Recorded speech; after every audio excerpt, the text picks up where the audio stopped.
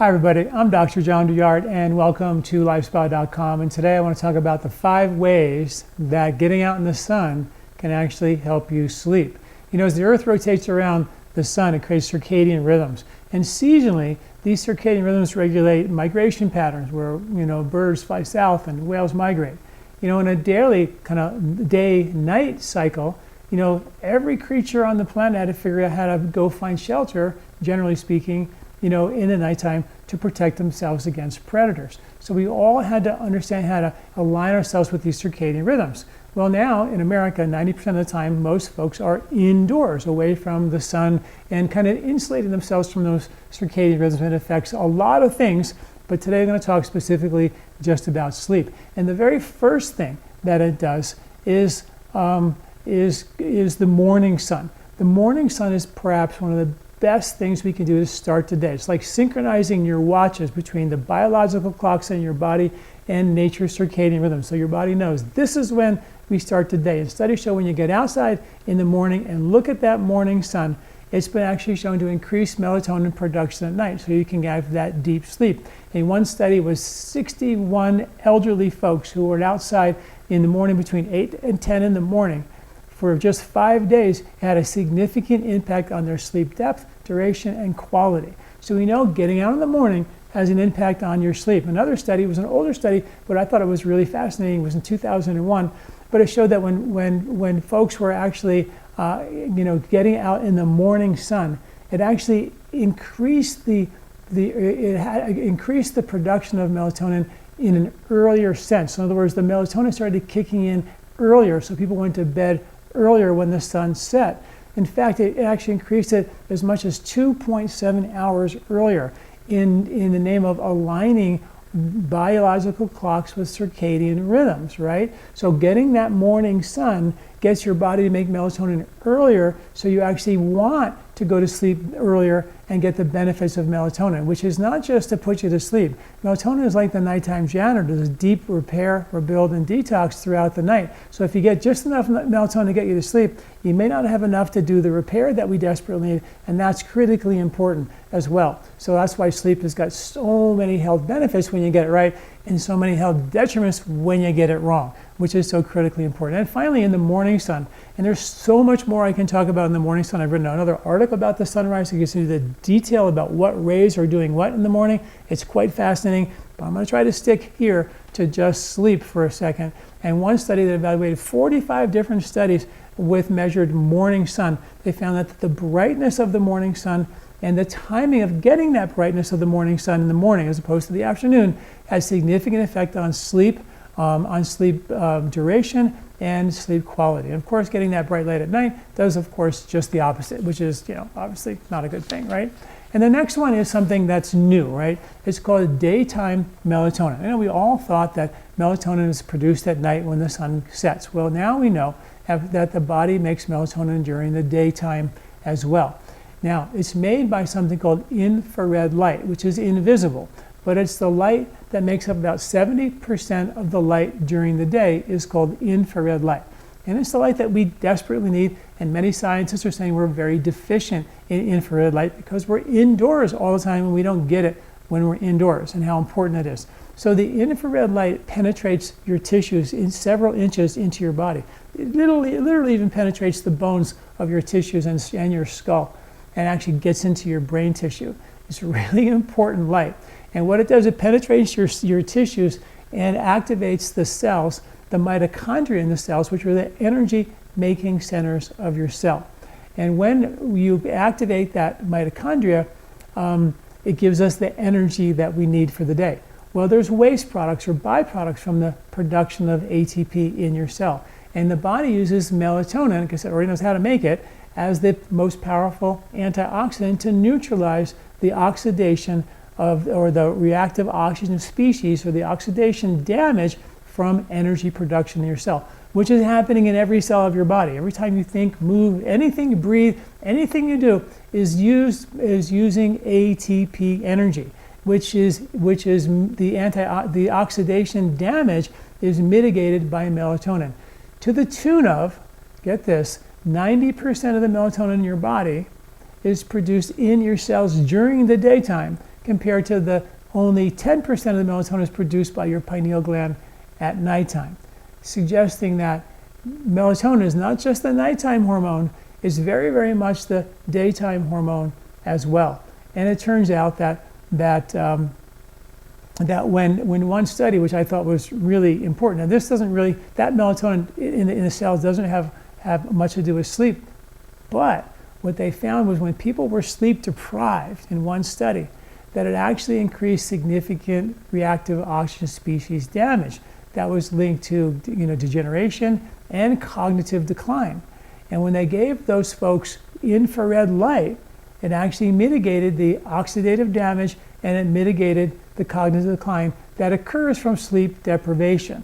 So how cool is that? Which means being out in that infrared light with 70% of the light outside in the daytime is literally infrared light. You're actually mitigating any of the damage that you may have had by not having as much sleep as you would have liked. So if you don't sleep well, you have insomnia, then getting outside is one of the best medicines you can do, literally scientifically validated medicine for you to get outside and protect yourself from the sleep damage. Because every night you have bad sleep, you get more of that sleep deprivation damage and it kind of builds up. And as we age, we have less ATP production and less melatonin production because we don't get as much infrared light, and that accelerates the aging, degenerative damage that takes place, which I think is quite fascinating.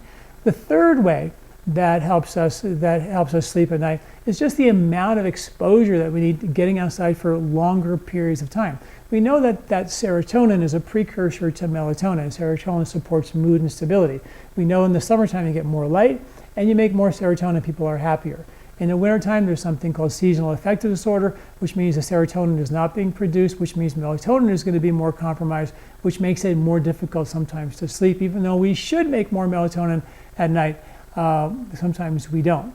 So also, I did a podcast with an author of the book called The Circadian Code, Dr.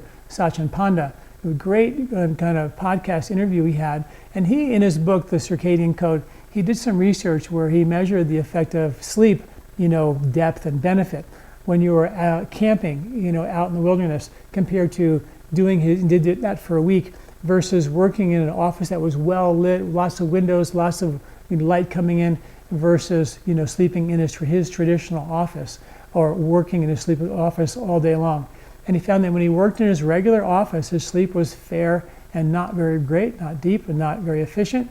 And when he actually was in his office where the light was very bright and he had a lot of windows open, a lot of light coming in, it was actually, fair.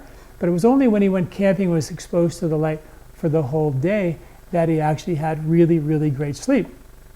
And that actually backs up a study that was done in Boulder at Colorado University in Boulder, where they actually measure the difference between how much, if you were out in the sun all day long and didn't have exposed to any electricity, any electrical cell phones or iPads or anything like that, what would that do to the circadian rhythms? Would it align those circadian rhythms? Well, they did it for a week. We had people from Boulder who had circadian rhythm imbalances, took them into the woods in Colorado, no light, just up with the sun and in bed with the sun, and they reset and realigned their circadian rhythms 100% in just 1 week. They did a follow-up study and did the exact same thing with being out all day long in the sun, and it restored their circadian rhythm 69% in just 1 weekend. And I wrote an article called the No Artificial Light Weekend, which we can all do at home, unplug, no Wi-Fi, be as much off the grid as possible and see if you can reset your own rhythms in just a couple of days. Another study with children where 14,000 kids between 7 and 18-year-olds were measured by how much sun exposure they had, and they found that the more sun they had, increased sleep duration, and the earlier the melatonin kicked in, which means they're earlier to bed, right? Earlier to bed, earlier to rise, and all that benefit, really did kick in a scientific way. And then the fourth one is infrared light.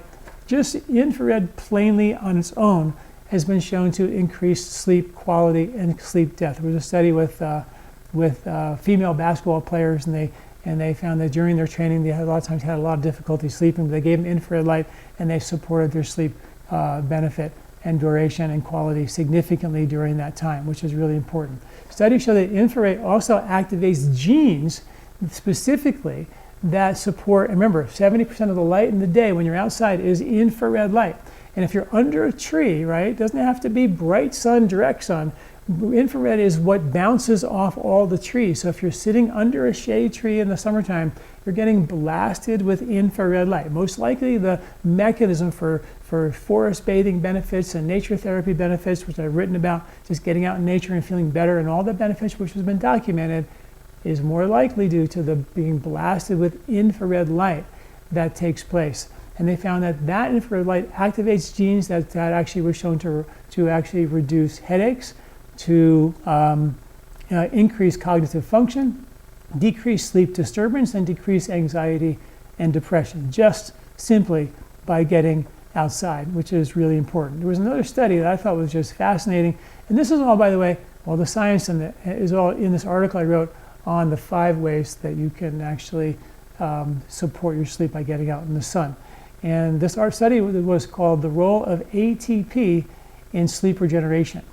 ATP is the energy adenosine triphosphate, which is what your cells, the mitochondria in your cells, make energy in the form of ATP, and that's what makes us move and all the energy we have. Well, it turns out that during the day, the ATP gets depleted, so there's a lot of energy production in the evening as well, and that has been shown to regulate sleep cycles. So we know that, and there's an old saying in Ayurveda that you need energy to go to sleep. Well, now we have the science to prove it. You need ATP energy to go to sleep. And if you don't have that energy, you kind of stay wired for sound, and you never really feel like you can kind of dial down to sleep. You need energy to calm yourself down. And the study showed that ATP can be sedative and settle you down during the night. And it also can be excitatory as well and give you the energy you need for a REM sleep, which is more stimulating, and sedating for deep sleep, which I thought was just fascinating research to prove the idea that we do need energy for us to go to sleep. It's not just that you're exhausted and you sleep. You need another level of energy, a different kind of energy, sedative energy, to settle your body down and lower the cortisol levels so you can drop in and go to sleep. If you don't have that energy to calm you down, the cortisol levels stay high and you stay awake. And then finally, most classically, is the vitamin D. We all need a certain amount of sunlight exposure during the day. The midday is when you get the UV rays, the UVB rays are in the midday, and you need those UVB rays in the summertime, particularly because in the winter the sun is generally too low in the sky. Anything north of Atlanta, the sun is generally too low in the sky to get UVB radiation. That's why vitamin D supplementation is probably very important for us in the wintertime. But during the summertime, just a little bit of exposure, 10 to 30 minutes of exposure is enough to give you all the vitamin D that you need in the summertime. But that's midday sun, which is the kind of sunlight that generally we feel we want to avoid. But the point is that we do need to get outside and be in the sun and not be so phobic of getting the sun because it's so damaging. Nature had a plan where you had the infrared rays in the morning, which were very protective and prepared you for the UV rays, the damaging rays, the vitamin D rays in the middle of the day.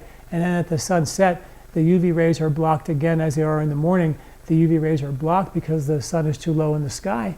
And the UV rays, the infrared rays in the afternoon, are reparative for any damage you might have had from the sun in the middle of the day. So the idea of the plan, nature's plan, was supposed to be outside all day long, getting infrared in the morning, UV in the midday, and then more infrared in the evening, but we sort of don't do that. So we need to just do the very best we can to get out into the sun, because the sun has been proven in all these studies on how to making sure that we get the sleep that we need at night. So crazy that sunlight can get you to sleep, but the science is really clear. Please check out this article. I think it's quite compelling, all the science on this incredible ancient wisdom about how much sunlight is needed for deep sleep. Thanks for listening. I'm Dr. John Douillard. Check out that article at LifeSpa.com. Do you like this video? Don't forget to subscribe and share. This recording is brought to you by LifeSpa, where ancient Ayurvedic wisdom meets modern science. Get access to free health video newsletters by Dr. John at LifeSpa.com. These statements have not been evaluated by the FDA. These products are not intended to diagnose, treat, cure, or prevent any disease.